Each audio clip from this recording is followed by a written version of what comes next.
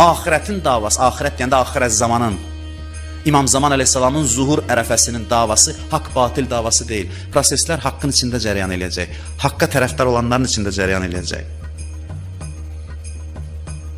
İndi haqq xalis deyil. Hələ hər yoldan keçən, hər naxalis adam, hər çirkin adam özünü haqqa aid eləyə bilir. Deyir, mən dindaram, mən İmam Hüseyin aşiqiyəm. Bunu deyə bilir hələ.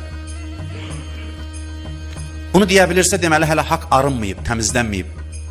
Haqqın içində olan nahaqdan təmizlənməyib. İmtihanlar daxildə olacaq. Buna hazır olmaq lazımdır. Mən Məhərrəmdə bu mövzunu niyə seçdim? Keçən dəfə dedim. Məhərrəm çox qəribə hadisədir.